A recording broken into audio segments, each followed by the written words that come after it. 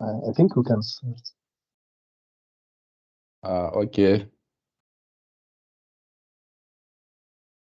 Did Therese join us?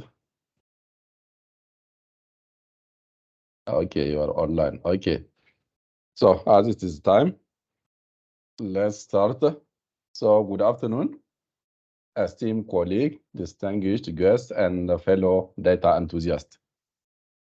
It is an honor to welcome you to this enlightening webinar on the use cases of mobile phone data for official statistics, which is hosted by the United Nations Regional Hub for Big Data and Data Science in Africa. As you know, today we are at the forefront of a data revolution that is reshaping how we gather, interpret, and apply information.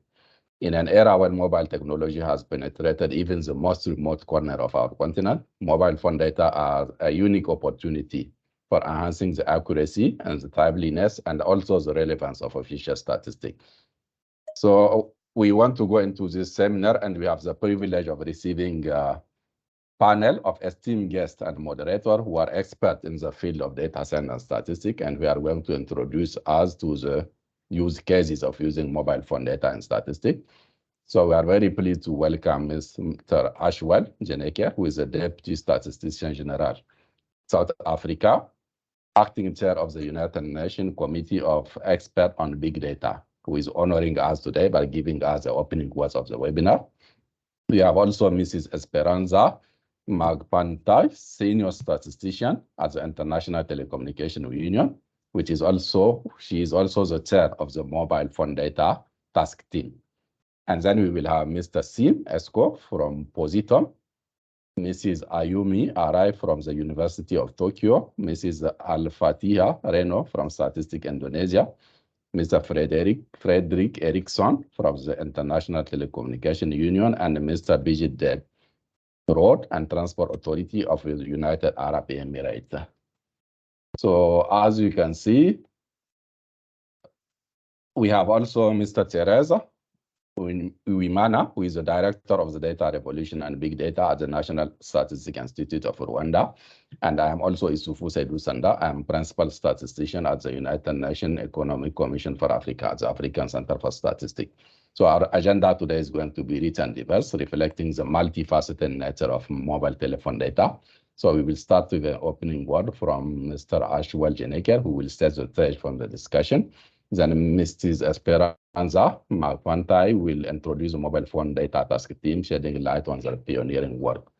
Then we will go through the core of the webinar with presentation of various use cases, which represent a set of data or statistical model or a real-world scenario or using mobile phone data. Then in the later part, Mr. Thomas Smallwood will enlighten us on the awareness-raising course, which is an important element in capacity building and understanding of mobile phone data. Then we will have a roundtable discussion, which will be a platform to engage, to ask a question, to express your interest in the application of mobile phone data. So we encourage you to participate. So let's embark on this very interesting journey of innovation together. Let's hope that today it will be very interesting with this high panel of experts. And without further ado, I'm going to give the floor to Mr. Ashwell Jeneke, who is going to officially open the session. So, Mr. Ashwell, the floor is yours. Good afternoon, and thank you, Mr. Moderator, Chairperson. On behalf of the UN Committee of Experts on Big Data and Data Science for Official Statistics, let me just say welcome to everyone. Good afternoon, good morning, and good evening, depending on where you are in the world. As the UN Committee of Experts, we strive to harness the power of technology and collaboration for the greater good. And the question we should ask ourselves is, why is this important now? Why do we need to look at mobile data? And it's basically because the community is changing. From official statistics perspective, our users are changing. People have got different timelines than in which we can provide the data. People doesn't necessarily want to look backwards. They want to see what's happening on the ground now. They also want to know, if you project, what's going to happen into the future. here in South Africa, we are just now releasing our census data, census we conducted in 2022. And I'm currently in the province of the Western Cape, releasing the census data to the Premier tomorrow. And what was interesting in the census is we find it's becoming more and more expensive and more difficult to do censuses. This time around in South Africa, we missed 31% of the population. Cost us almost 4 billion rand to do the census. To get a sense of what that translates into dollars, you would have to divide by plus minus 20, but a lot of money. And as statistics officers, we can't afford these. And as a country, we can't afford this. And people are becoming more and more difficult to count. So we need to look at alternatives. And mobile phone data gives us a wonderful opportunity to see where people are, how many people are there when. And it means you can then give estimates quite more often than what used to be the case. So this session of today, where people will share their thoughts and ideas as the UN experts body on big data and data science, we very much welcome it. And it's very opportune. And the timing of this is perfect because we're right at the stage where we need to look at alternatives and see how does that influence the landscape going forward. So I want to welcome you all.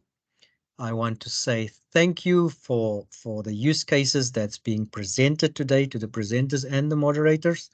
And I would now want to declare this session open. Thank you, Mr. Chairman. Okay, thank you very much, Mr. Ashwell Janeka. So we are going to do the next part of the webinar, which is introduction of the mobile phone data task team. And it is going to be done by Ms. Esperanza Pantai, senior statistician at the International Communication Union. So the floor is yours. Good morning, good afternoon, and good evening, colleagues. I'm actually going to be presenting on behalf of Esperanza Magpante, who is the chair, as was mentioned, of the mobile phone data task team. I hope you can all hear me. Yes, we can hear you. Great. So let me share my screen. Can you see the presentation? Yes, it is on the screen. Great. Thank you so much. Thank you so much for joining us. It is my pleasure to be here. Esperanza has also joined us, so she would be available, I think, to also participate in the discussion. My name is Elena de Jesus. I'm a statistician at the UN Statistics Division, working on demographic and social statistics, focusing primarily on migration statistics. I've also recently become involved with the Mobile Phone Data Task Team, which Esperanza has been leading for several years now. So the task team was started in 2015, and since then it's been working on a number of topics and developing some methods that countries can use to effectively harness mobile phone big data. So this slide shows the breadth of the work of the UN Committee of Experts on Big Data and Data Science for Official Statistics, which is sort of the umbrella under which the mobile phone data task team fits.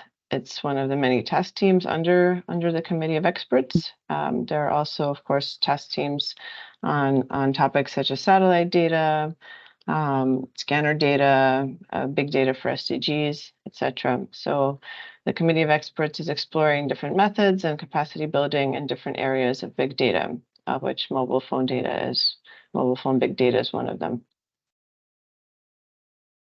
So the membership of the task team consists of countries, international organizations, regional organizations, as well as experts who are leading in terms of implementation of mobile phone big data and its use cases. The main objective is that the methodologies that are developed and the data that are derived from mobile phone big data sources can be comparable at the international level. So, for example, UAE. Some of the Arab countries have also been pretty active in this work, as well as FlowMinder, which you'll hear from today, and companies like Posichium. And so basically the testing works to make sure that the methods that are put together can be applied in the different country contexts. So you'll hear more from the members of the task team on the specific work that they are doing.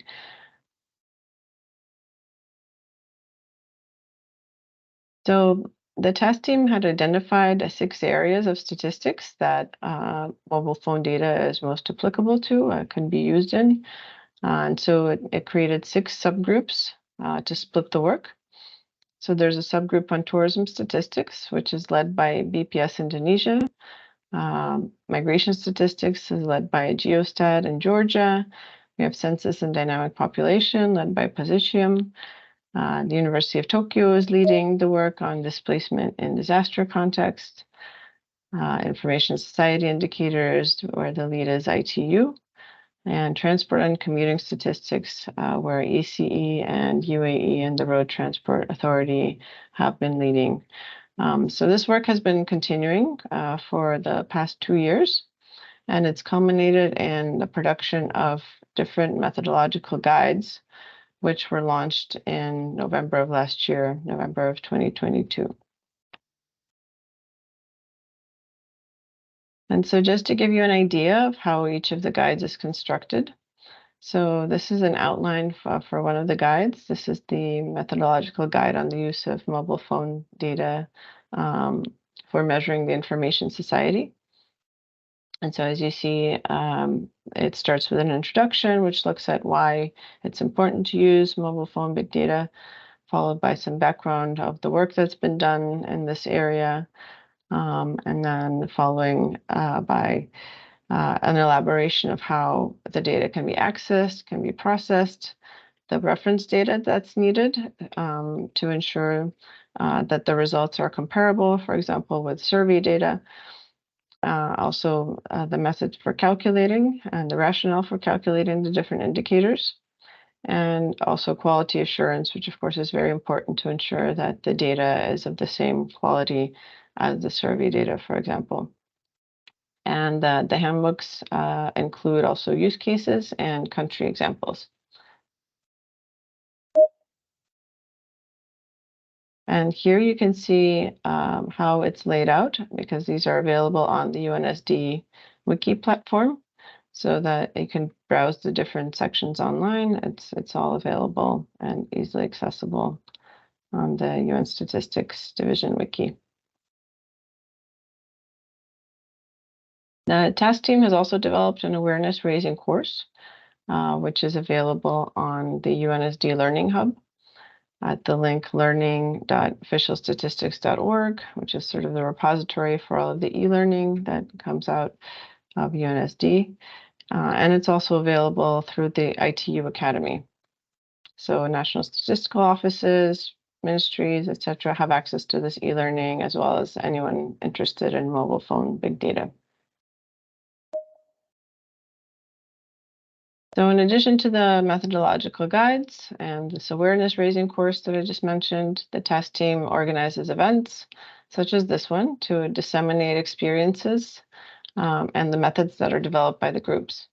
So here we can see some of the recent activities, and the task team will continue to be organizing more regional hub events, more webinars to share this information. So recently there was one with Brazil and one with UAE, and now we have this one with Rwanda. And as you can see, there are many more activities. So as we know, there's a big need and a lot of demand for mobile phone big data, but there's also a number of challenges, of course, associated with using this data. Countries face limitations in terms of access to data for statistical purposes. So it's very important that coordination between the different stakeholders is ensured. So the NSO working with the Data Protection Agency, the telecom regulators, and there's also a need to improve capacity and infrastructure in NSOs to enable advanced data processing. So really coordination is key in terms of how we can accelerate the use of mobile phone big data.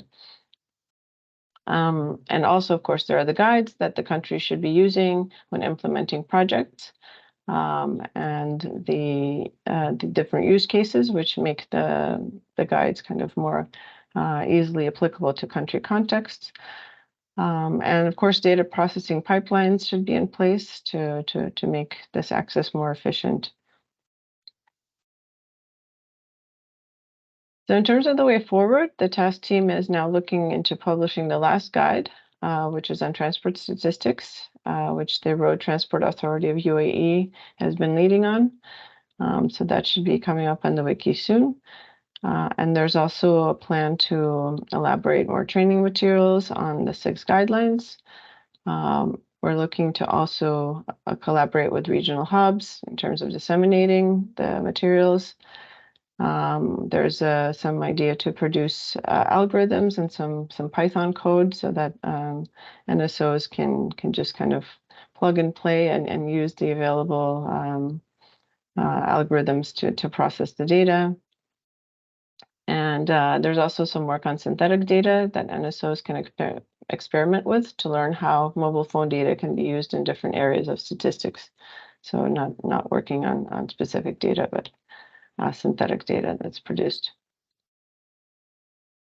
So that's it for the brief overview of the work of the mobile phone data task team. And you can access these links for more information.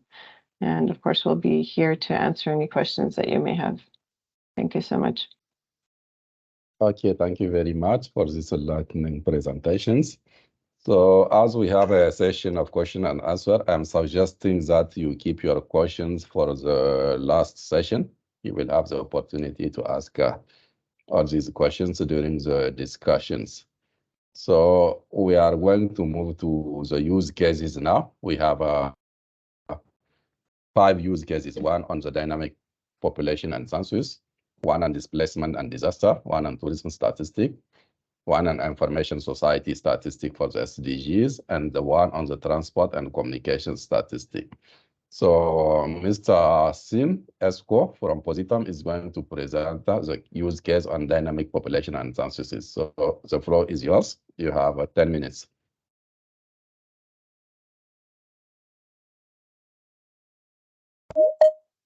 Hello, Isuf. It seems that Sim doesn't have mic access.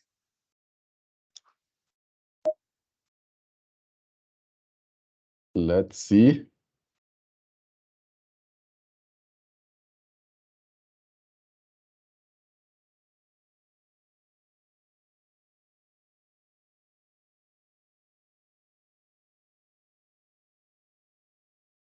Hello. Is it turned up? Okay, good, good. Yes, thank you very much. So let me just get right to it.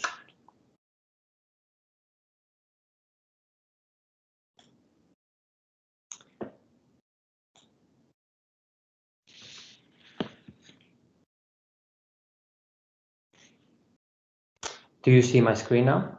Just checking. Yes, we can see your screen. Great. So let me follow up on what Mr. Jenneker said from South Africa. Yes, doing a census is very time consuming. It's very complex. It's getting more complex nowadays. And luckily, we're looking for new solutions and testing them in certain countries. And here I'm presenting on what mobile phone data can do for dynamic population mapping. And this work has been carried out by not only me, but I stand on the shoulder of giants from Positium, Flowminder, University of Tokyo, Statistics Indonesia, United Nations Population Fund, and the World Bank, and others who have contributed with comments. So the guide is supposed to give us some understanding of how to map the current situation in our countries. So do we actually know how many people live in our city? How many visitors does our city get? So how the de facto population rises and comes down? How many people are actually in the city at the moment? as we are talking here. So it seems like all the world seems to be in a move, but in order to plan public services, all these dynamic aspects, these have to be accounted for.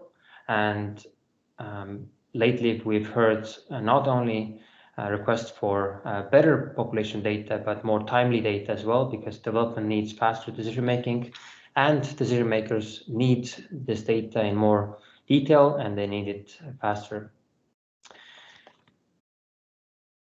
So our role as statisticians, as data scientists, is to model reality in statistics. So the objective is to take this reality and build the best data model possible to understand what is the real mobility and dwelling of people using spatial data, any spatial data that we can have, including mobile phone data. So what do we currently use? We use in population methods, we use the census, we use registries, we also use surveys.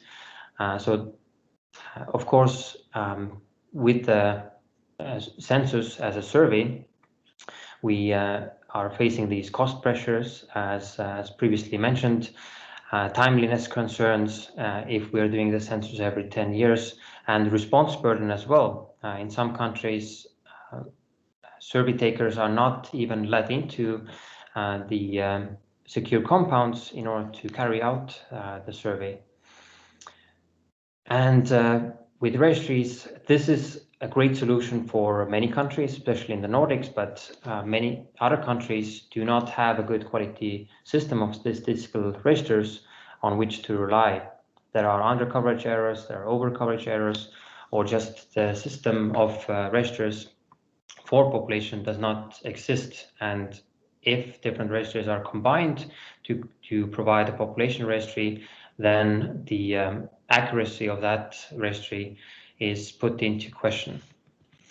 So dynamic population mapping aims to answer two questions: how to first map the population dynamically in a dynamic way without being dependent on the logistics of current methods, and on the other hand, map out the population that is behaving itself in a dynamic way. So understanding de facto presence at any time, even if people are away from their place of residence.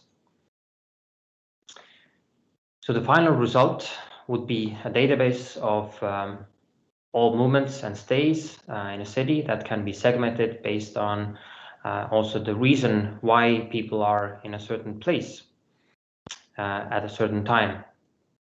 So why people go from one place to another and why they are dwelling in a certain place.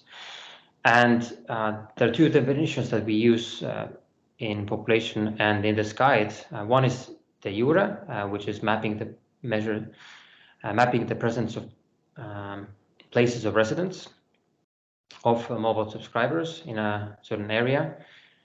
So this is the place of residence calculation. And then the de facto population, which maps the presence of subscribers at all times in a geographical area, even away from their place of residence.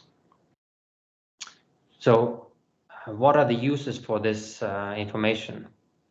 So we've mapped out in the guide 8 different chapters and 8 different uses for MPD for population. But of course, these uses, there are more of these because population data is so much an underpinning for many of the statistics that we do nowadays. And if you note point number 6, having this data available actually helps us provide for surveys, creating sample frames that can be dynamic, that can be used to plan any surveys that we still might need to do. So what are the uses? One is measuring the resident population. So this is the easiest. So here you map out the number of residents in local government areas. And what's the benefit of mobile phone data, apart from just mapping out residences? You can also map the presence in those residences. So then you can actually see how with seasonality, the people residing at the residence, it goes up and down. As, for example, our capital in Estonia, it shows almost 25% fewer people in July, which is the main holiday month where people move out of the capital to their secondary residences. Then the daytime population. So if they're not in their place of residence, where are they? Then the daytime population or work time population, it can also be gleaned from mobile positioning data. If you clean and process the data and detect anchors for work time and aggregate this into any grids or community level that you choose. And finally, what we actually all hope for is that there are some opportunities to complement the census as it is done traditionally or otherwise in the preparation process and the execution process by establishing survey frames. Mobile phone data can also be used to cover the intercensal period. So we're covering this timeliness problem by including mobile phone data, dynamic nature of it in population projections, by measuring how people move, then measuring possible undercounted populations. In some countries, nomadic populations are hard to reach with the census, or adding features to the census which might be left out, for example, daytime population, migration, or commuting. However, there are also tests and projects being carried out currently to test the mobile phone data and registry data, administrative data in combination to have a fully data-driven census. And I hope we can hear the results of these studies very soon. There are already known cases of pilots being done in this area. Of course, no data set comes without its methodological challenges, and in the guide we've mapped out some questions you might have and some answers to how to think about these questions or what would be the potential solutions.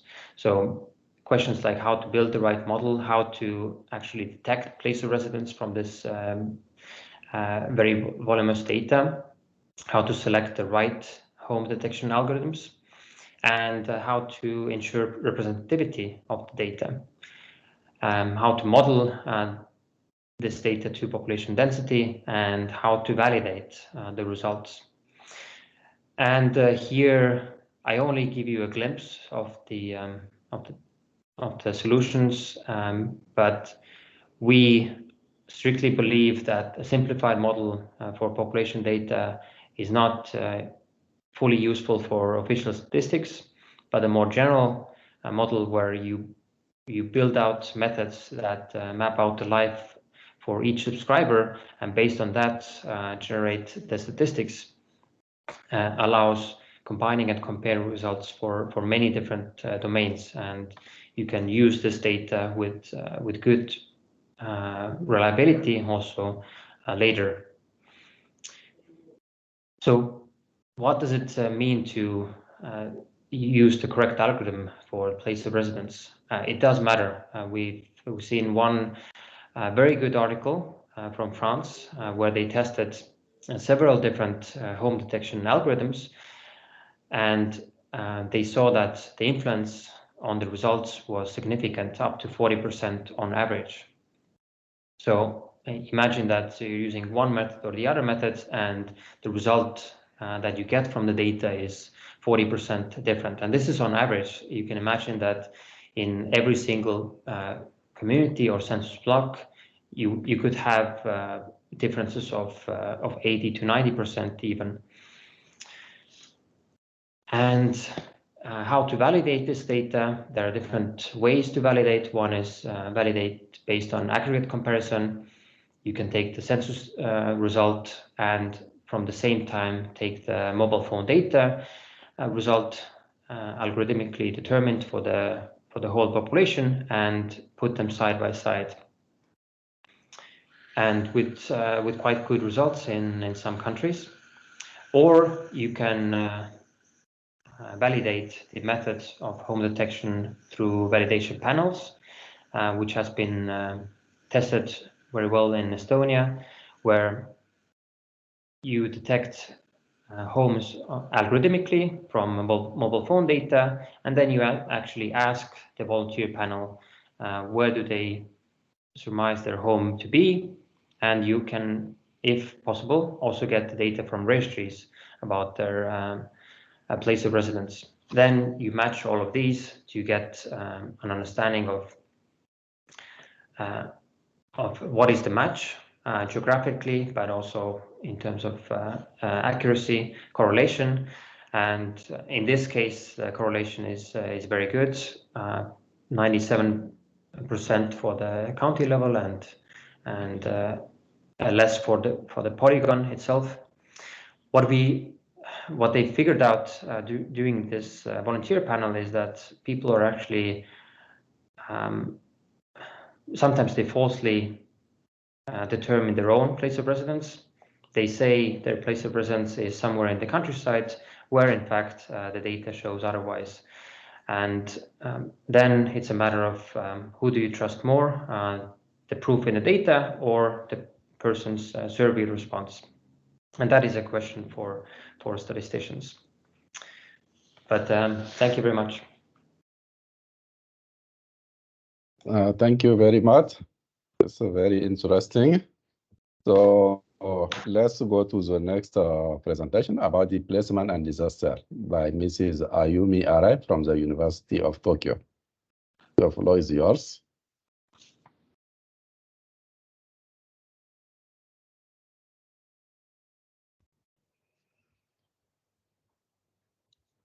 Hi, can you see my slides?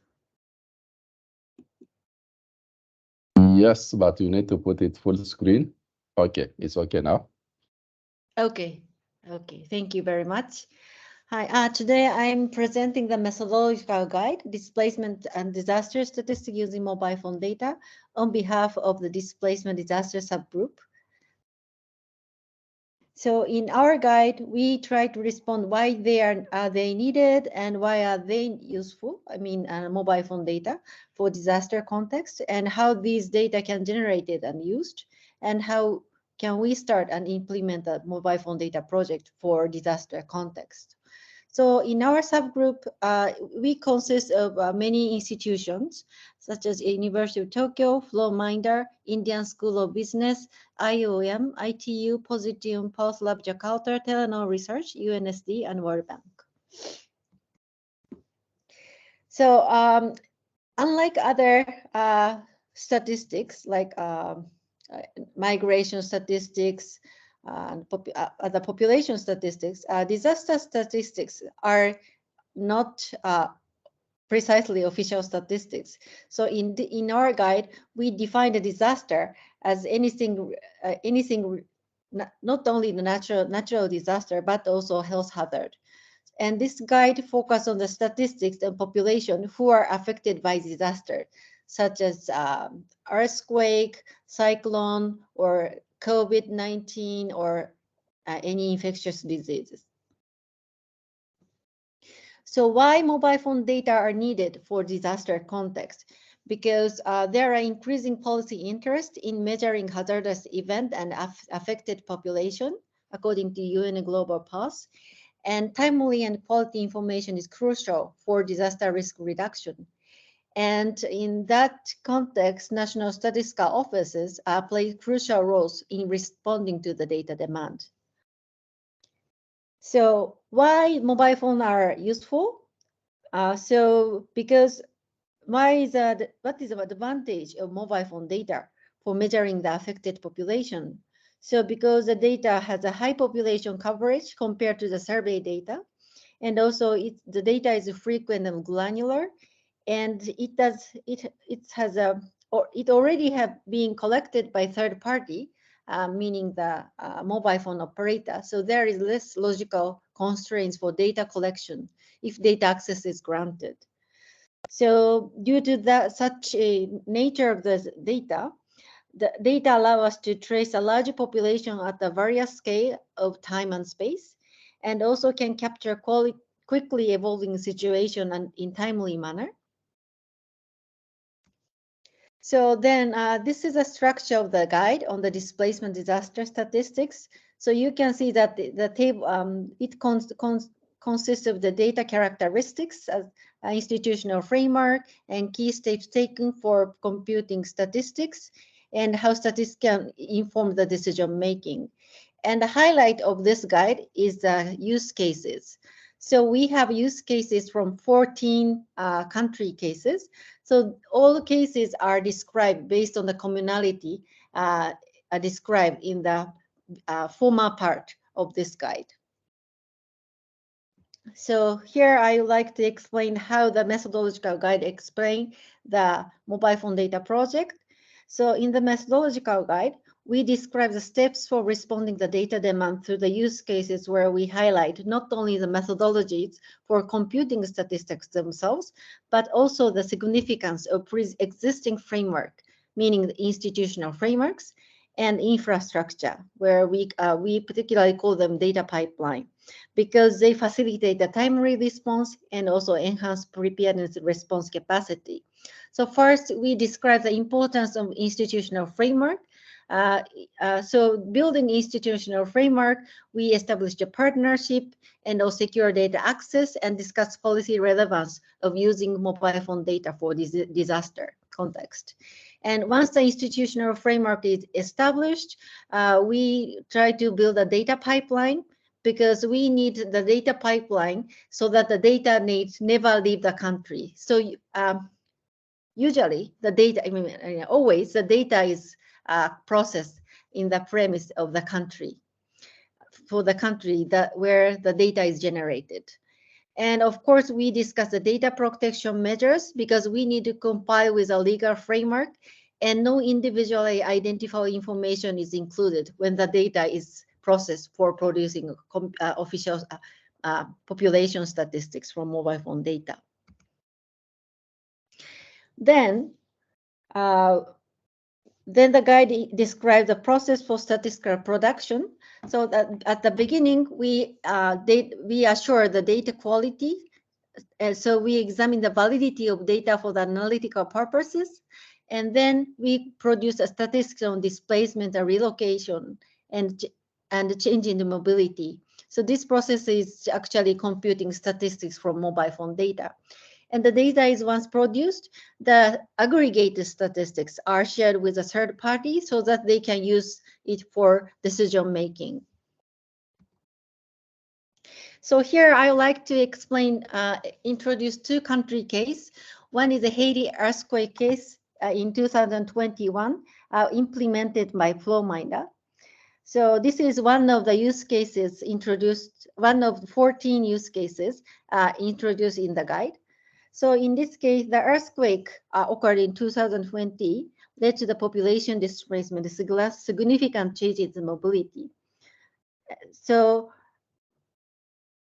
this project is was possible because based on the long-standing relationship between FlowMinder and Digital Haiti, it is the name of the mobile network operator, because they have been working with other projects in the past, like 2010 earthquake and also 2016 hurricane and cholera and COVID-19 2020.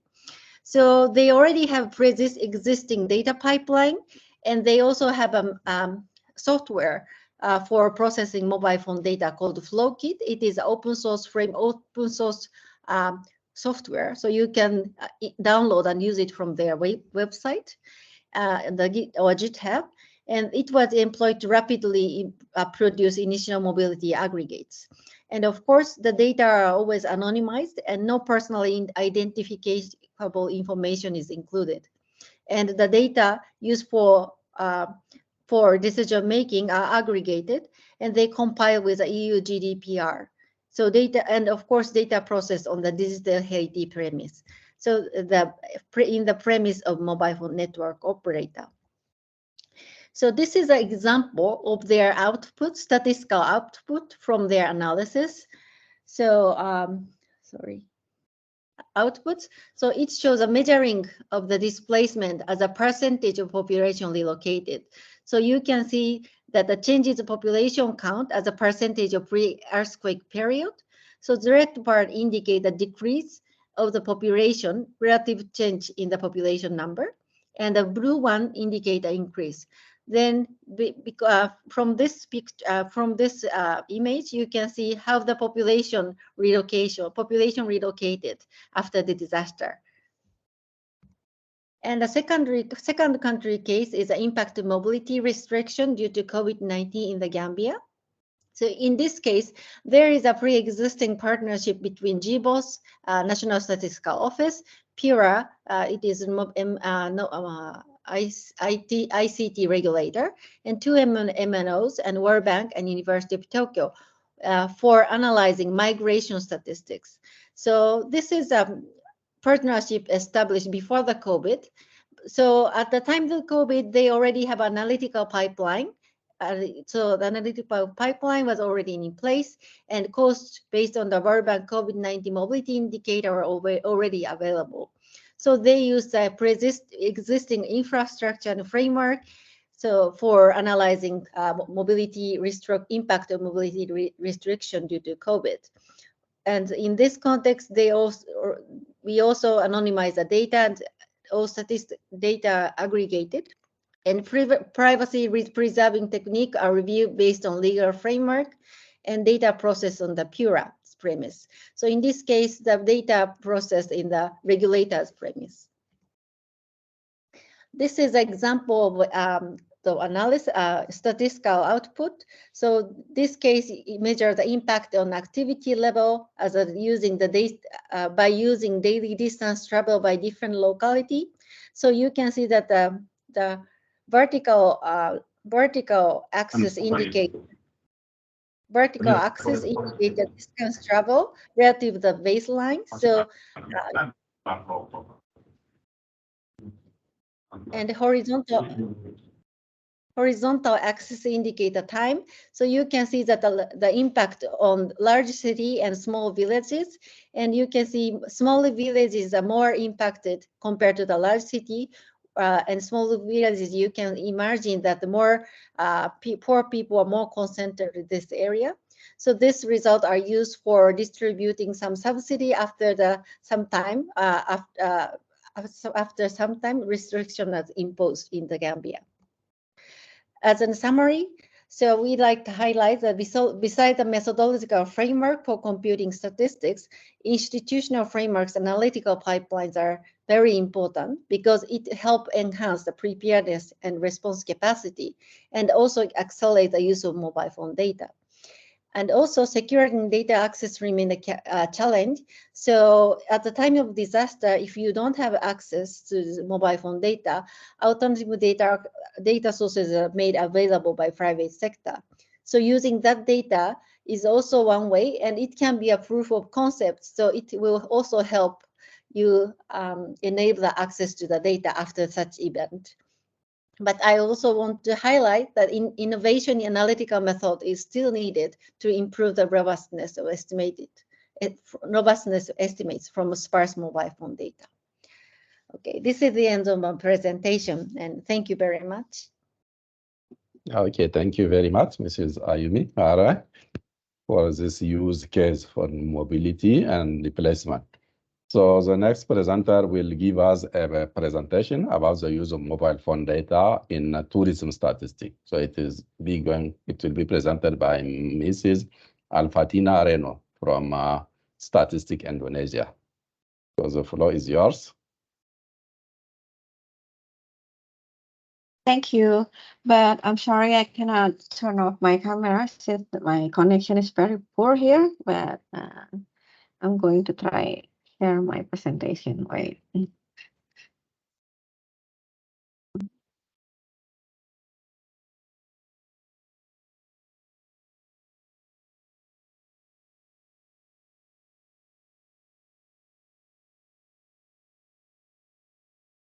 Okay, Can we you see can my see your screen? presentation.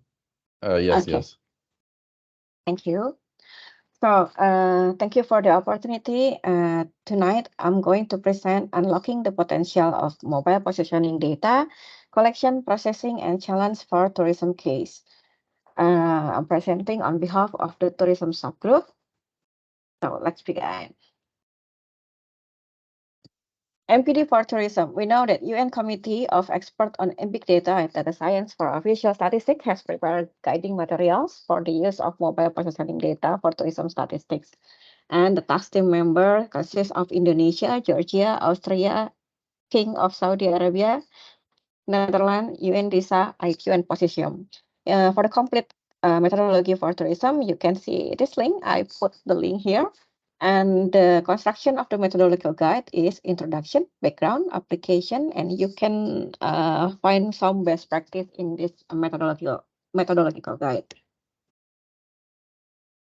What we do in processing mobile positioning data, actually, Sim already presented for dynamic population, Ayumi also for disaster, but the basic routine is just the same. Like you have the data, you check the data first, doing some calculation, put some use case, and then publish the data. For tourism, and also for the other case of mobile positioning data, the data itself come from our mobile phone. It consists actually three basic structure of the data. It consists time, location, and some of the operator, mobile network operator, maybe will give you even type. The data itself come from the charging data. Charging data is any activities that will be used by the MNO for the billing domain, and then location-based advertising and internet data usage. The principle is cell phone transaction generate logs, and this collection of log is data that we will going to use it for a lot of use case. This is the sample of the data. It consists time, location, longitude, and latitude. You can translate this longitude, latitude into a local administrative unit that may occur in your country. And maybe if you're lucky enough, you will have additional data as a type of signal or type of event if your MNO willing to share. From here, we can see the pattern of mobility, like the movement of the region in this longitude and latitude. For example, for this series of data, it's explained a trip like this in the right map. It's matched with the color. A trip is defined as a journey from one usual environment to another. On each trip, there can be visit to several places. So this is a trip to Lombok, and we can see that there's a lot of visits in North Lombok, West Lombok, Central Lombok, and East Lombok. But for tourism case, the main goal is determine the main destination of the trip. But please remember that MPD also have anomalies in the data, such as fast mover, that could affect your analysis. For that, the more important thing before you use your mobile phone data is to make sure that data cleansing is be done. To produce statistic production, of course, another data source is needed. At least you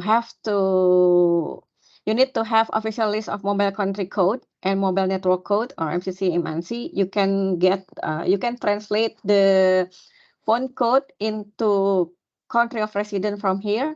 Also official and recognized list of world countries, and then administrative geographical division, world time zone polygons for converting the timestamp, and other reference data source that might available in your country. For the quality checks, actually there are 3 gates of quality check for the data input, for the throughput or the process, and the output. Input itself, you need to put into your consideration about data gaps between every event. That might be data gaps. We need to consider it carefully. Missing data, incorrect timestamp, and the possible of duplicate record. And during the process, you need to consider that might be errors in data processing and overrides. For the output, there might be anomaly checking, coherence with another data, maybe we can find a new phenomenon, and maybe we need to comparison with our with another data. This is a sample what we do for the case of Indonesia, how we check the quality of the input data. We check about the natural hourly rhythm. Some research said that it might form as a trunk of elephant. And we also consider about the logical daily present, and then how the data flow, how steady the data flow, and this in different amount, the logical daily present. If you want to read more about this, maybe you can read our research also here. After we know that the data is good enough for using, and then we start to create the use case.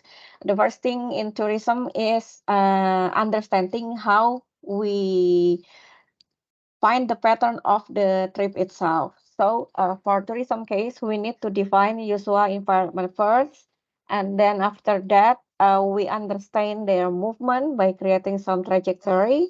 And then from the trajectory, we are trying to define every trip, and then specify as each destination for the trajectory. The usual environment, the tourism, commuter, and circular from the pattern of the data. For tourism case, like I explained before, that usual environment have an important thing, since the definition of tourism itself, that tourism comprise the activities of person traveling to and staying in place outside the usual environment for not more than one consecutive year for leisure, business, and other purpose. So we need to define the usual environment first. It might have a home location, office location, or circular location. So circular may be defined as second home, third home, or any other place that one subscriber tend to visit there a lot. So outside of the usual environment, it might be the tourism trip. What about the challenge when we are trying to using MPD for not just for tourism, but almost any use case that we can create from MPD? Of course, the data access itself, since not all MNO is willing to let the statistical office to access the data, so it needs a strong collaboration with hopefully one of the largest MNO, or luckily if you can have a collaboration with all the network operators. If we success with one operator, it will open the way for collaboration with other operators. So fight for one first, and others might come if you have already one.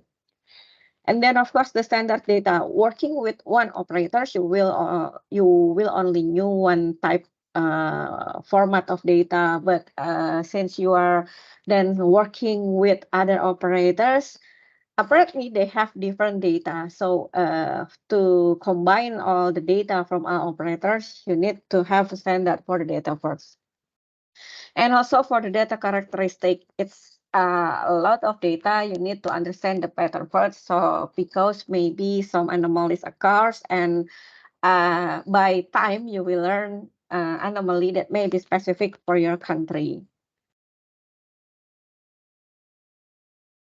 I'm going to start to discuss about how Indonesia use MPD. Actually, we know MPD, and we start use MPD in 2017. It's for the very first time is for inbound tourism under the help with from Positio. And then from inbound, we have another case. We try to build the case for domestic tourism in 2018. And then for 2019, we had another case. We create commuter algorithm, circular algorithm, and we start to have a point of interest analysis. And then in 2021, we started using 3 operators. The top 3 largest operators in Indonesia. 2022, and then we make the procurement easier by having a collaboration with the Ministry of Creative Economy. And then in 2020, this year, we have a new research edition, tourism within the district. This is one of example how you can use MPD for expat tourism. We have the country of origin by translating the mobile phone number based on MCC, MNC, and then this circle is point of interest, and we can see how people go there, from where people go there, like in this picture.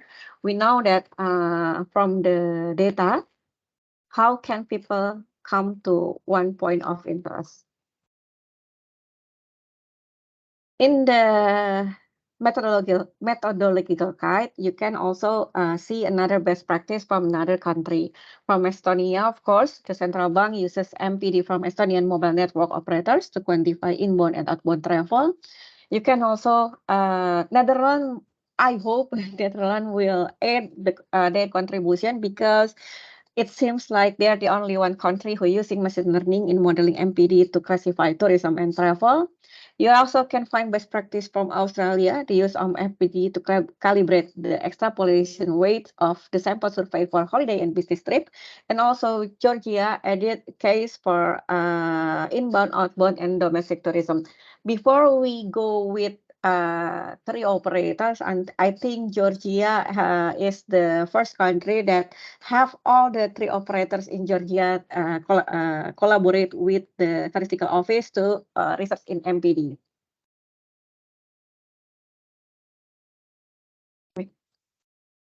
Okay, for the conclusion, MPD provides better coverage than household survey. It's proves in Indonesia. And MPD is more efficient both in terms of budget and human resource usage compared to household survey. And also MPD provides tourism data in a faster time. So maybe this is all my presentation. Thank you. Okay, thank you very much. As you can see, the mobile phone data give us almost near real-time mobility information, and there are so many areas where we can improve statistics with it. This is the case with tourism. So our next presenter will talk about the use in information society statistic for the SDGs, and it will be Mr. Fredrik Eriksson from International Telecommunication Union. So the floor is yours. Thank you very much. Let me just to see if you can see my screen. Yes, we can see your screen. Perfect. Thank you so much. So yes, very nice to meet you all. I work together closely with Esperanza Macpontai, the chair of the task team, specifically on big data issues here at ITU. And today I will just briefly show you some of the applications of how to use mobile phone data to improve the measurement of the information society. So first of all, mobile phone data, or mobile phone is information society in that sense. ITU collects a lot of data on mobile phone ownership and use, the coverage of mobile networks, and access and use of the internet. And if we had access to all the data generated through mobile applications or through the mobile phone network, then our jobs would be much easier. But this is, of course, not the case. A lot of the data generated is owned by different actors, and there are naturally many regulations to ensure the protection of privacy in using a mobile phone. But there are many areas where the data from call data records and mobile phone networks can really be useful. Now, the first area of that is internet connectivity and mobile phone use.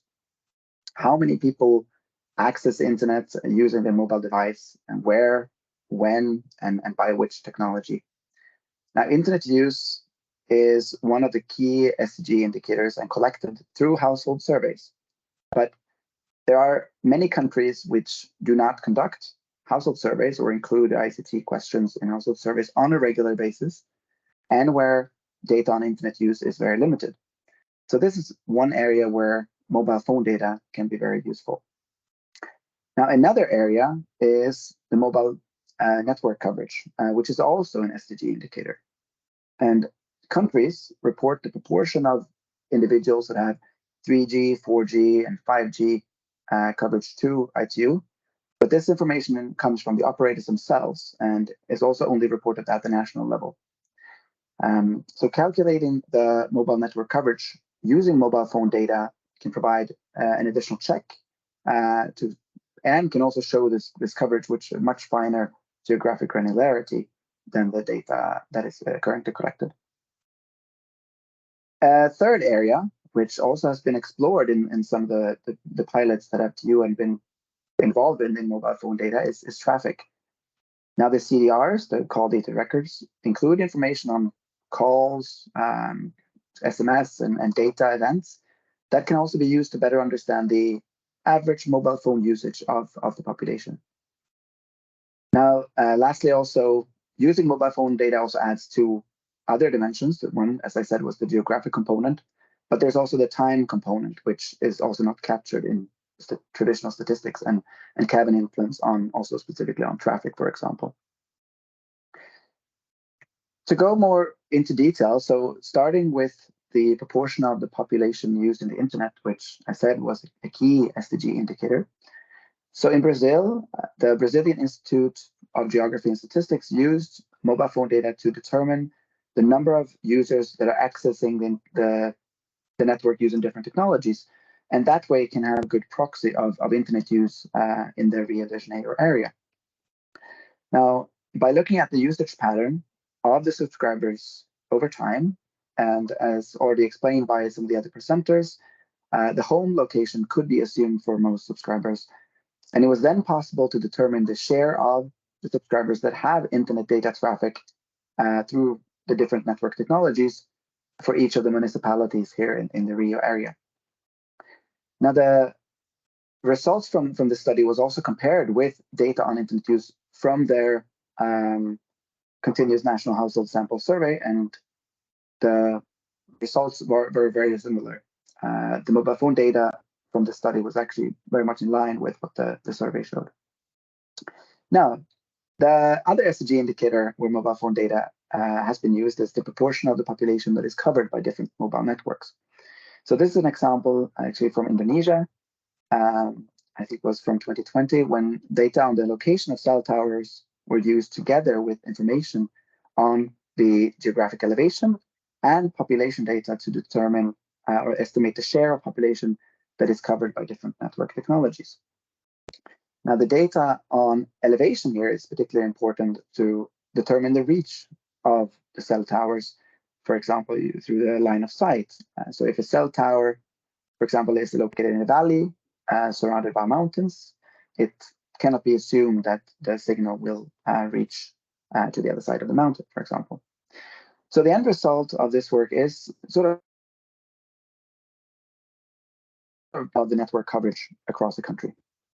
Now, it's preferred in this work to see if it's possible to get the cell tower data directly from the operators.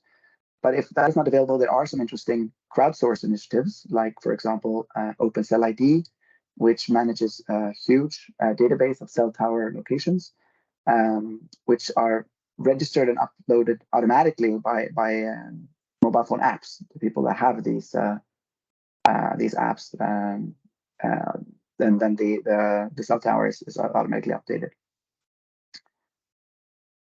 So another example, as I said, from this work is to use this information as a cross-check of the data provided by mobile operators.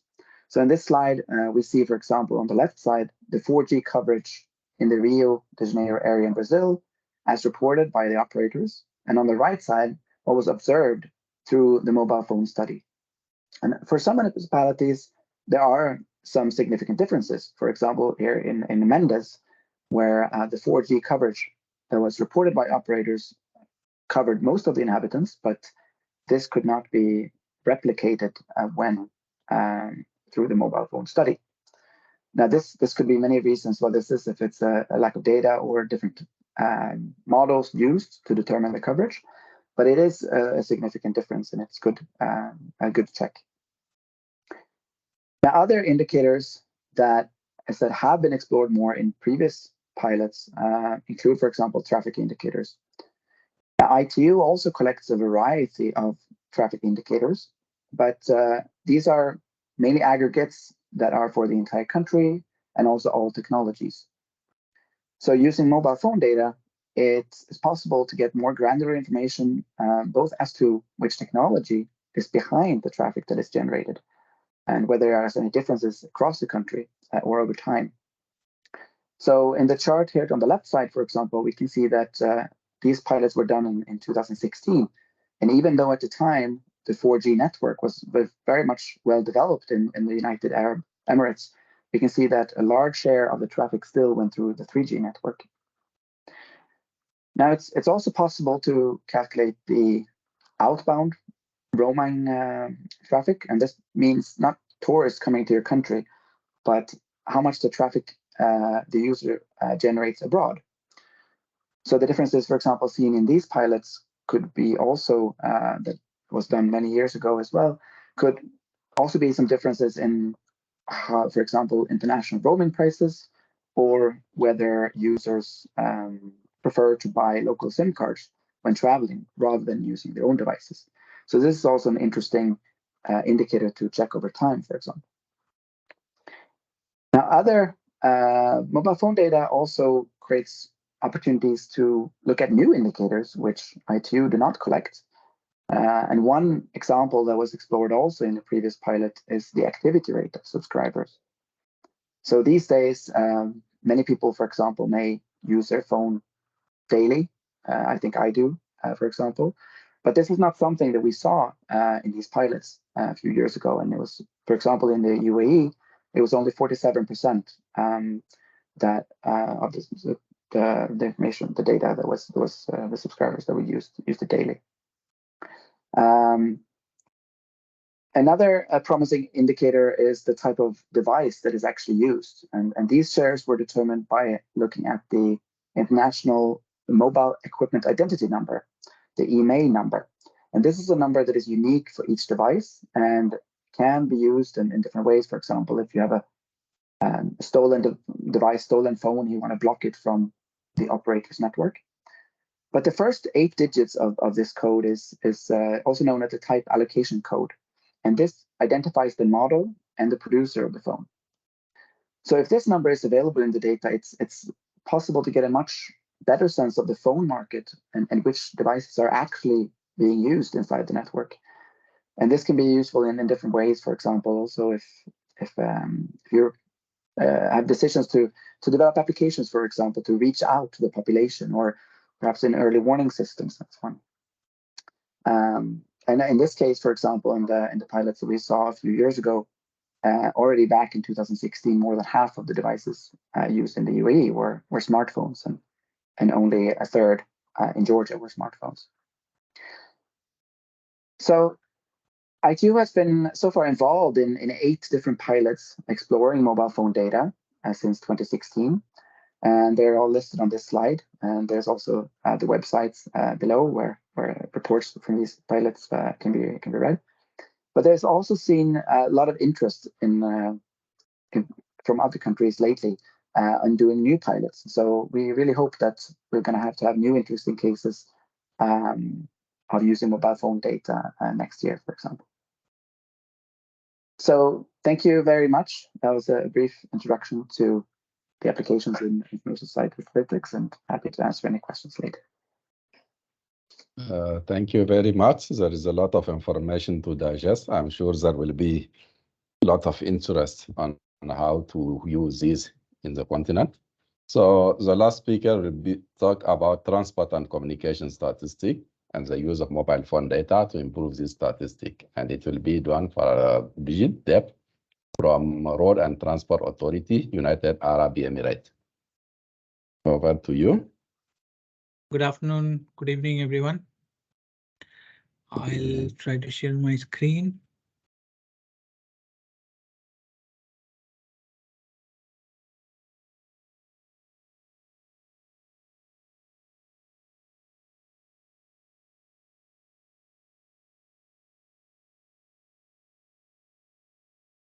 Is it visible?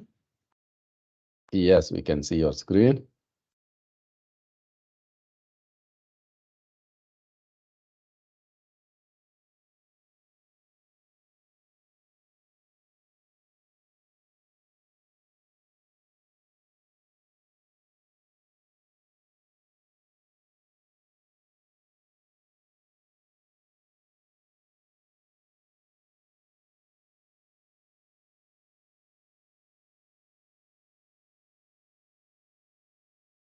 but we can't hear you.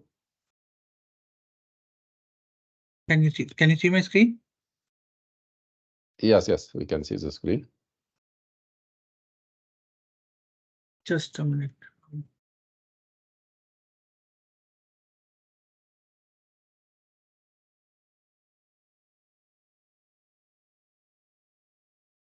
It is already in full screen.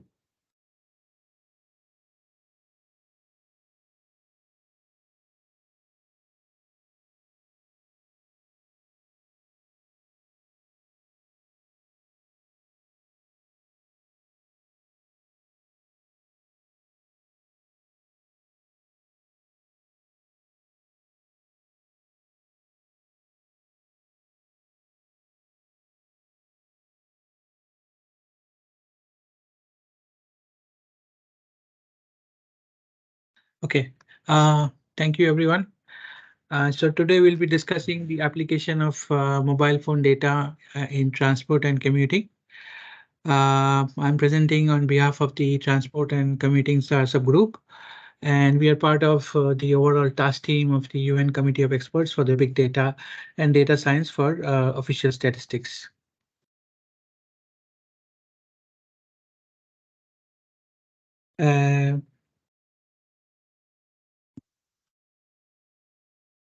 Now, in terms of a handbook, we are currently working on a guide to use mobile phone data in transport and commuting. Currently, we are in the final draft review, and very soon, by end of this month, we'll be publishing this handbook in the UN wiki space. And in general, the handbook consists of in high level 3 or 4 areas. It provides a practical guidance on how to collect MPD, so they can be used for producing transport statistics. It analyzed the approach taken in terms of how to access MPD, how can we ensure privacy, how can you ensure data quality, and other relevant comparisons with existing data sets. And also, lastly, it covers diverse use cases which have either succeeded already in producing data for the official statistics, or they are expected to do so in the future. Now, what is mobile phone data? Now, mobile phone data in our increasingly connected world, mobile phones are something that everyone uses now, and making them a rich source of data. Every day, billions of people around the world, they are using mobile phones for various purposes like booking of trips or navigation, etc. And this generates a vast amount of data. And if analyzed correctly, they can provide unprecedented insights into the human mobility patterns. Now, if we see, there are like in a broader category, there are 4 areas where the transport applications of MPD can be. One is for statistics and reporting, then is reactive decision making or mostly policy making, then real-time decision making, and on the last, predictive applications. Now, as we move from left to right, the grain of the data or the speed of the data changes. So when we use data for statistics and reporting, it can be historical data. These are easier data to get. This can be aggregated data which can be used for statistics. But when we move to reactive decision making or policy making, we need more granular data. We need segmented data, and like we have to rely on population density and people movement. Now, when we go to the real-time decision making in terms of event management and traffic management, we need real-time data, and it has to be granular, high resolution data, so that we can take the right decision in real time. And obviously predictive applications, which also requires high historical data plus high resolution data set, so that we can combine them and take do data science on top of this data and do predictive predictions. Now, if we talk about the applications, those 4 areas can be divided into 8 broad areas in which specific to transport. Transport statistics tells us how people move, where they gather, and which routes they take. Now, we use this information to create a picture of our transportation needs and habits. For example, we can see the busiest routes and times of day, which helps us decide where we might need more buses or trains. Now, how can mobile phone data help? Mobile phone data can provide information such as origin and destination of trips, modes of transport, population density, and the total personal miles traveled. Next is traffic statistics. This is about looking closely at the roads. Now, by analyzing mobile phone data, we can figure out traffic speeds and how long it takes to travel from one point to another point. This helps us understand where the traffic jams are happening, why they occur, and how we can fix them. Now, uh, by monitoring the location data from mobile phones, it's possible to estimate the volume of traffic. We can identify the congested areas, the routes which are congested, what is the average speed in which someone in a transport mode is moving, and how much vehicle miles it is traveling. Now, next one is transport and urban planning.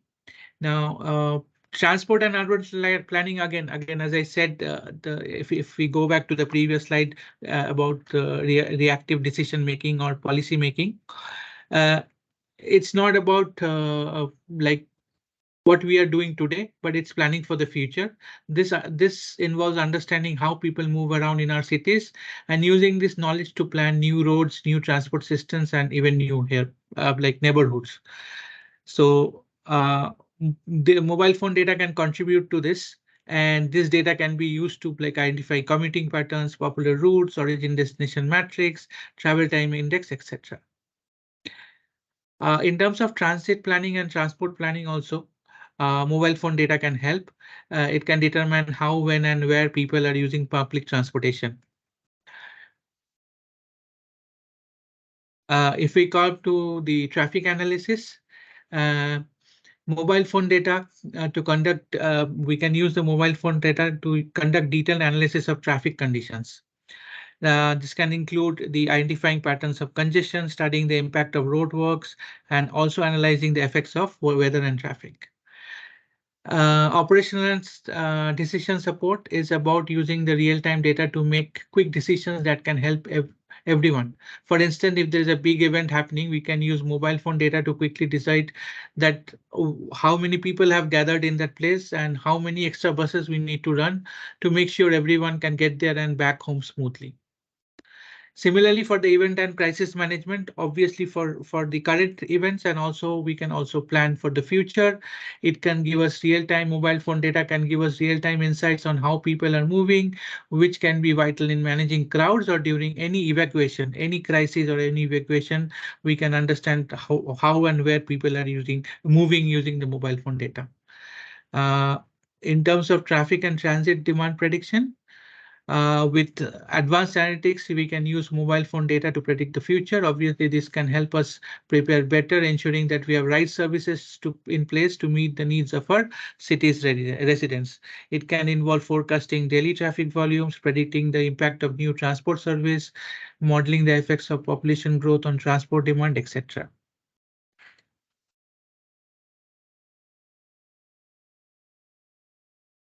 Now, in our handbook, we have covered 9 diverse case studies from different cities and countries across the world, from UK, from Estonia, from Poland, from Austria, from Italy, from UAE, from Seoul, and also from Indonesia.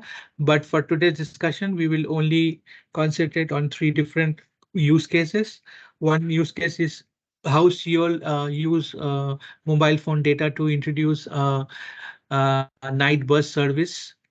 Uh, then how Indonesia has used mobile phone data to delineate their one of their urban area. And obviously, from Dubai's perspective, we also will see how we have used mobile phone data in optimizing the Dubai's the bus rest areas. Now coming to the Seoul case study of it's called the Night Owl bus service that Seoul Siol introduced. So the background was that there was insufficient mobility rights for the socially and economically disadvantaged residents. So people who are coming from the lower income groups, they were not able to use the public transport service because after a certain point of time in the night, there were no bus services obviously, and they had to opt for taxi, and there was growing inconvenience due to late night taxis and then refusal of passengers, and there were a lot of illegal operations that were going through. And also to improve convenience for those people who want to take public transportation post midnight. Now, uh, the CL government partnered with a major telecommunication provider to gain access to a huge set of anonymous mobile communication data. And for a month, they analyzed a million of mobile users and their movement throughout the city in the night. And in an over of 3 billion mobile call logs were gathered. And this data was also supplemented with the 5 million taxi rides that happened in the midnight. And this, I think this analysis gave Seoul a complete picture of where people moves in midnight and where they can, start this night bus service from which route to which route. Now, coming to the next one, this is for Indonesia. So in 2019, BPS Statistics Indonesia teamed up with the country's National Development Planning Agency to conduct a pilot project. Their goal was to use mobile phone data to outline metropolitan areas more accurately. Now, they wanted to focus on Sekungan Bandung. It was an urban area previously defined by a standard survey. But this time they wanted to see if mobile phone data could offer a clearer picture of how this metropolitan region is shaped.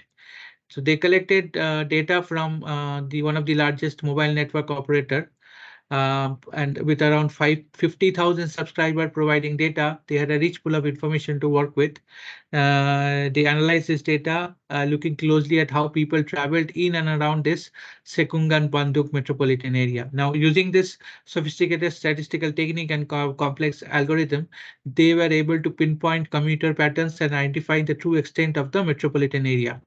Now, they looked at things like where people are traveling to and from and how often to get sense of the region boundaries. Now, the dealienation which they got from the analyzing the mobile phone data was significantly different from the previous surveys.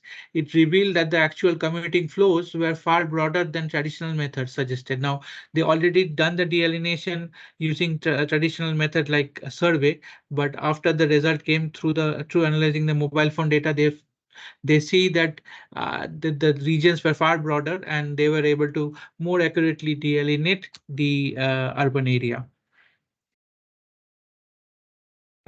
Next is the optimizing the Dubai's bus rest area based on first and last mile. Now, in 2021, Dubai RTA partnered with Locatium in studying the mobile phone data. Now, Locatium is a company which collects anonymized smartphone face based GPS pings. Like they get this data from by partnering with top apps like food ordering app or navigation apps or taxi hailing apps or any public transport hailing apps.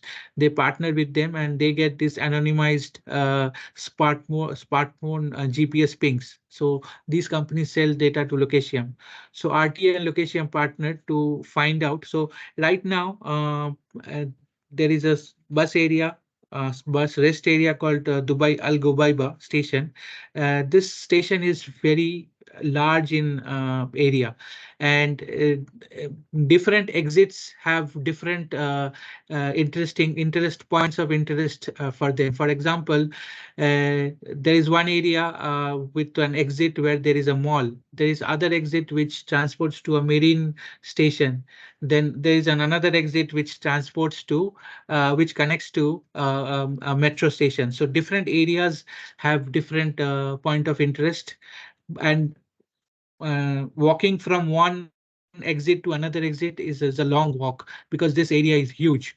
Now, by understanding this location, they what RTA gathered, that which bus route people are interested in going to which exit. So for example, there is a bus coming and most people in this bus, they want to catch the metro. The bus will go and park near the metro exit, so people have to walk less. So without the MPD data, such an analysis was not possible. And use of MPD data supported in raising the customer satisfaction levels of the station by 7%. And also right now, consistently, the ranks are very high in Google reviews as well. So that's all from my side. If there is a question, please feel free to ask. And obviously, once the MPD handbook is published, the links will be shared with everyone.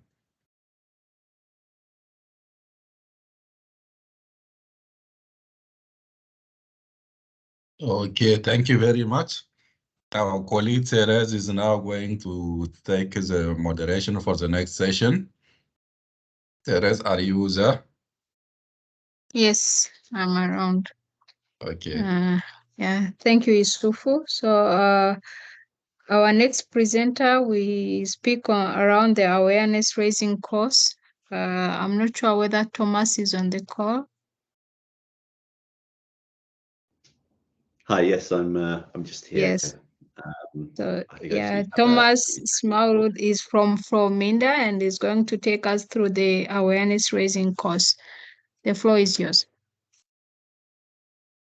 Thank you. Can I have screen sharing enabled so I can share my slides?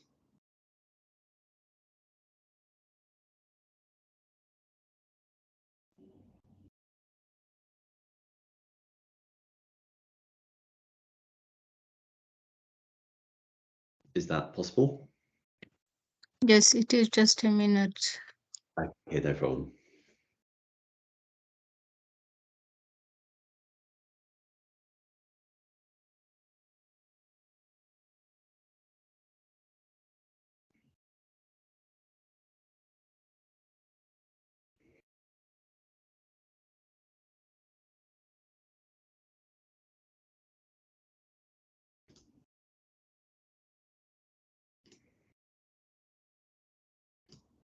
Jonas, can you help us? I should be able to. Okay. Here we go. Right, it should be working now. Hopefully, can you now see my screen? Yes. Yes. Okay, perfect. Thank you very much. Really pleased to be here today to talk to you all about the Raising Awareness course that the e-learning subgroup of the mobile phone data task team has created. I'm going to talk quite briefly about it so that we have time for questions about all the excellent guidebooks that have been put together across all the task teams. So I'll so what I'll do is I'll quickly run through what the Raising Awareness course is and the intentions of the course when we put it together, give you a summary of the course structure and some of the learning materials, and I'm also going to flag some of the future plans of the e-learning subgroup as well. So first, what is the Raising Awareness course? So the purpose of the course is for us to introduce the key concepts underpinning the use of mobile phone data, highlight some of the opportunities presented by MPD, explain some of the strengths and limitations of the data, and outline also how to run a successful MPD project. And all of this really comes together for the core purpose of the course, which is to support you across NSOs and other potential users of the data to start your journey towards using MPD for official statistics. So looking quickly at the structure of the course, there are 3 core modules of the course. So the first looks at what is mobile phone data, and here we describe the different types of mobile phone data, how they're generated, the types of information which are contained within them, and the strengths and the limitations of mobile phone data. We then look at the applications of mobile phone data, and this reflects the guidebooks we've already heard about. And we'll be focusing on 5 case studies which cover transportation, public health, disaster response, tourism, and information society. And lastly, there's a module on how to manage mobile phone data projects. So how do you go about obtaining access to mobile phone data? What are the requirements when working with mobile phone data? And how to preserve individual privacy of subscribers. And once you've completed each of these modules, there's then a end of course quiz and a certificate for the completion of the quiz. So briefly looking at some of the content. So here we have an example of one of the pages from the section covering what mobile phone data is, and you can see that we've got some brief explanations introducing the subject and giving you a fundamental understanding of the type of data, including some visual aids. And in this section, we'll cover, as I said, the types of mobile phone data, how they're generated, and the strengths and limitations.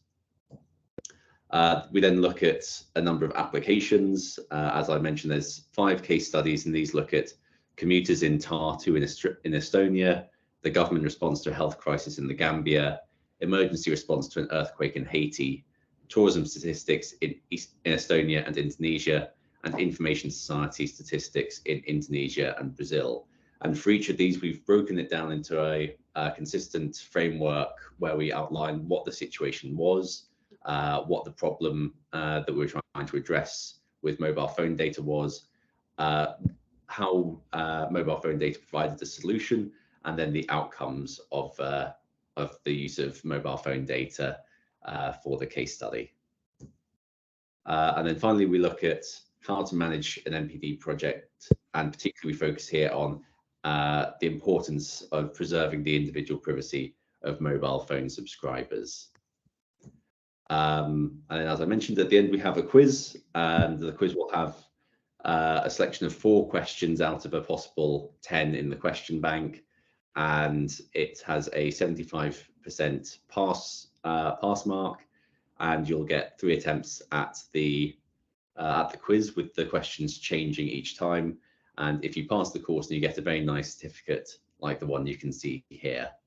So that gives you an overview of what the course actually looks like, and it's now available for anyone who wants to complete it, and you can find it on the UN Global Platform Learning Management System at learning.officialstatistics.org. In terms of future plans, we're currently working on the next course, which will look in more detail at managing a mobile phone data project, building on the experience of organizations from across the task team. And we're also looking at doing some more in-depth courses for each of the guidebooks. So again, as we've seen, dynamic populations, tourism, migration, information society, displacement and disaster, and transport and commuting. And we're also looking at producing some more technical courses, which will look at in detail at how to actually analyze mobile phone data. But we'd also be really interested in finding out from potential users of these courses, potential trainees, what types of courses you would find interesting and useful. So please do get in contact or let us know if there's any particular courses that would be of interest that you would like us to prioritize. And with that, I'll just quickly thank everyone who's taken part in the e-learning task group, and all the other partners who have fed in information to support the production of these courses. And I'll open it up to questions.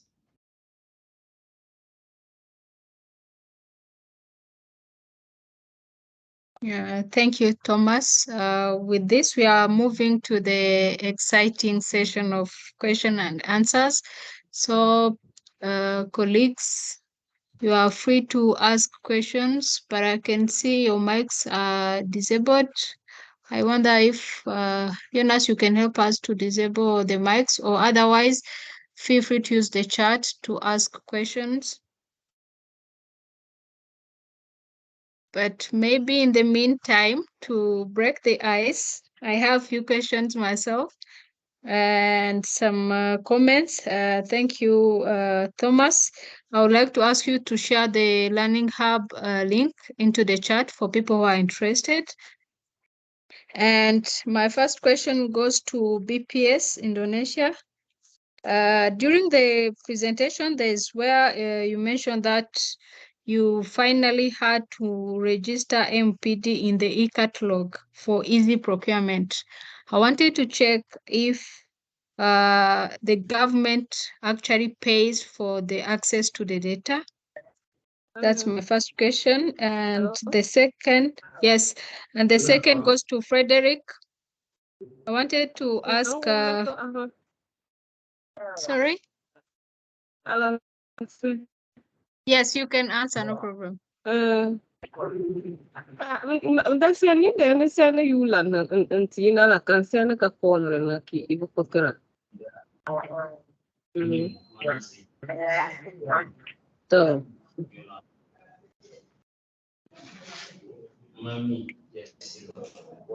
Also, I repeat the question. I wanted to ask, do the MBPS buy or pay for access to the mobile phone data? Okay, yes, we have a contract with the mobile network operators, and we paid for the data connection. Okay. Before thank you. before we put the agreement in e-catalog, we need to discuss each contract with every mobile network operators. But by adding the activities to the e-catalog, we no need longer to discuss for the contract. Okay, thank you. And the next question goes to Frederick. There's where you mentioned types, you compute types of devices used. I wanted to check, how do you tackle the issue of definitions? How do you differentiate what is smartphone? Because there are some feature phones. I don't know if you categorize them into smartphones or if there's another middle category. And yeah, how do you harmonize the definitions? Thank you. Yeah, these were, unfortunately, I don't have a very precise answer to that. These pilots were done 6-7 years ago, but they were classification on the feature phones and the smartphones at the time. Exactly how that was done at the time, I'm sorry, I would need to look through all the historical records to try to find that. But yes, Okay, there are classification on that. Yeah. Okay, thank you.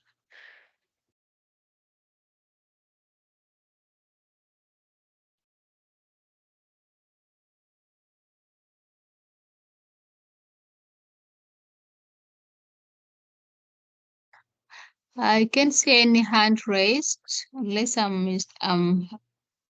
mistaken. Everyone has his access to the mic. So, okay, Anjana, yes, go ahead. Yeah, thanks, Therese, and thank you all for this wonderful presentations. What I was thinking, like in this whole exercise, data cleaning and getting clean data is the probably one of a major issue, of course, apart from getting the data service providers for an MOU or cooperation for getting the data. So what are the main data cleaning systems used?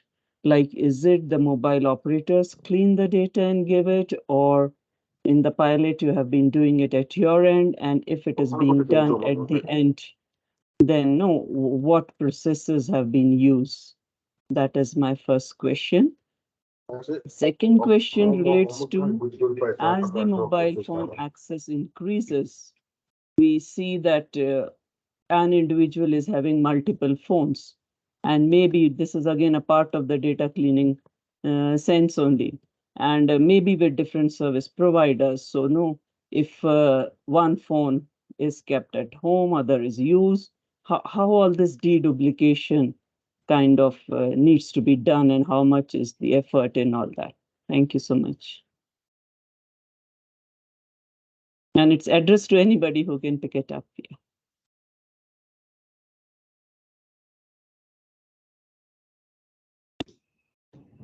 I can speak a Answer the bit about. question. Oh, okay, Thomas. Oh, sorry. I can talk a little bit to start about the in response to the first question about the processing of mobile phone data and how FlowMinder manages it. So we have our most common solution. There are a few ways we go about it, but our preferred solution is to use a piece of software called FlowKit, and this is installed on a server within the premises of the MNO that we're working with within their firewall. And this software covers a few different things. So first, it ingests the data. So it ingests pseudonymized CGR data from a database held by the MNO, and it does initial quality assessment, quality assurance checks on that data as it's being ingested. And then it's within this software on this server on the premises of the MNO that the initial processing of the CGR data into anonymized mobility aggregates occurs. And for this purpose, FlowMinder has our standard methodologies for calculating these aggregates installed on the server in this software. And then it's through this software as well that there's an API which can be accessed by analysts if they have proper authorization.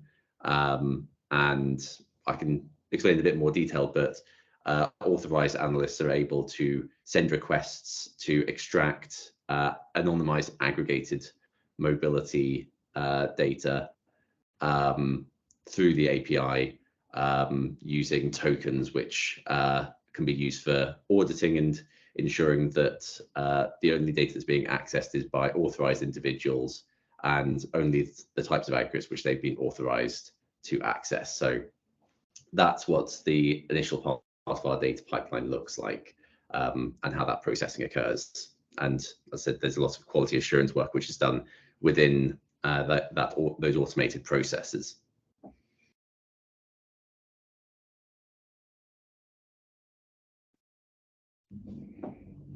Yeah, thank you. So these softwares and the APIs, like they are shareable, or what? You talked about a course also. So how, if countries want to access it, what would be the process in that?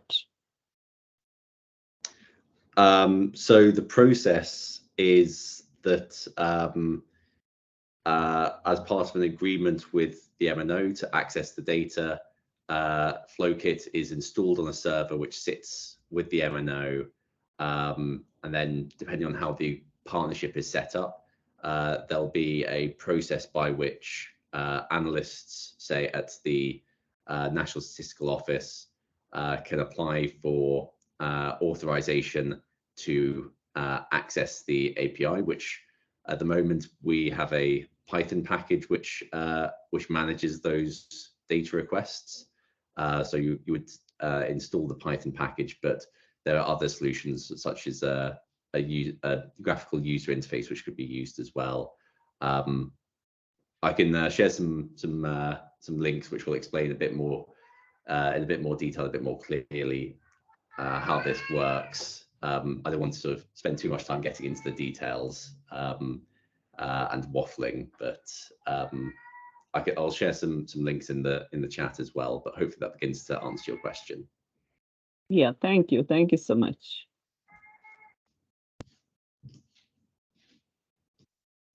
And if I may add, this is Vijit here. If I may add to what Thomas has said, I think the handbook on mobile phone data for transport and commuting do cover a section for data cleaning. So generally, when you process, there are typical steps which you need to do for using mobile phone data.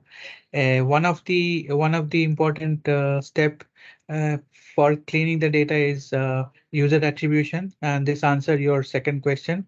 So user attribution is in the context of mobile phone data refers to the process of associating the collected data with the individual user or individual device.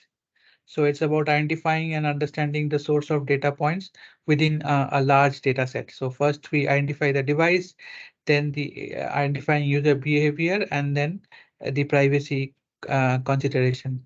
So that's how you can tag a particular piece of data to a particular user.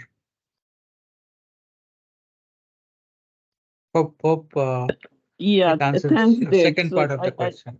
Yeah, so I just have a related query. So the better way is to tag the individual or the instrument? No, Practice it's not is what? not at a no, it's an anonymized user ID, but Yeah, that's there are true. But several when you're steps. There are several steps. Identifying a device is one of the steps which you can say is a part of the user attribution technique. okay, so mainly it is the device. Okay, Yes. thank you. Thank you. So in the chat, we have a form, a feedback form for participants to show interest in some of the topics we had introductory sessions to mention dynamic population, displacement and disaster, tourism statistics, information society, transport and commuting statistics. We want to know which topics are interesting to the participants so that we, in the following sessions we are planning in the near future, we want to know which topics that we can dive into more details. So please fill this form, it's in the chat, so that we can respond to your needs. And I don't see any other hand. Either information was too much information to digest. Maybe people can ask in the later webinars. And if I don't see any other hand, I will ask Irena, if you are still on the call, if you can maybe briefly tell us how people who are interested, countries or NSOs that are interested, how we can reach out in the near future. Yes, I can see one hand. Sorry, Irina. I can see Carlos. Please go ahead.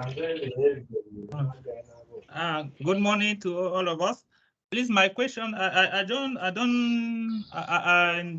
need all the presentation you show during the meeting. Can you send it to us, please? Yes, we have a website to the UN regional hubs. I'm going to share it in the chat. That's where we will share all the presentations and the link to this recording. Okay, thank you so much, madam. Thank you so much. Yeah. Elena, the floor is yours. Thanks, Therese. Just wanted to thank you everyone so much for your participation today as well. On behalf of Esperanza Magpante, the chair of the MPD task team. I think it's been a very, very interesting, very engaging set of presentations, and also a lot of very good questions, very technical and then very hands-on. So I hope this is just the beginning of further delving into some of these topics. Just as Therese mentioned, if there is interest specifically in any of the subgroups, any specific issues, you may contact Esperanza. I'm actually going to put into the chat as well the contact information and the two website links that I had previously shared in the presentation, where you can find out more information about the task team. So if countries are interested, please reach out, and we will find the right contact for you to assist. So thank you so much. Back over to you, Therese. Thank you so much, Irena. I would like to thank all the speakers. Thank you for your time. Thank you for sharing experiences and progress. And we are going to contact you very soon. In the next sessions, we plan to have each topic separately to dive into more details. Thank you. And we are having 10 minutes back.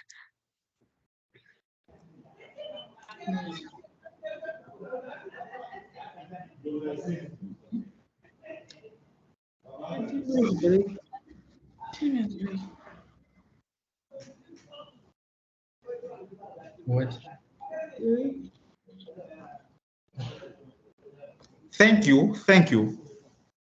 Welcome. Thank you. Okay. Thank you for organizing, and see you all. Thank you very much. Have a good day. Thank you very much. Thank you very much. See you later. Thank you. Bye. Thank you. Thank you, Teresa. Thank you. Bye. Okay, see you. Thank you, Therese.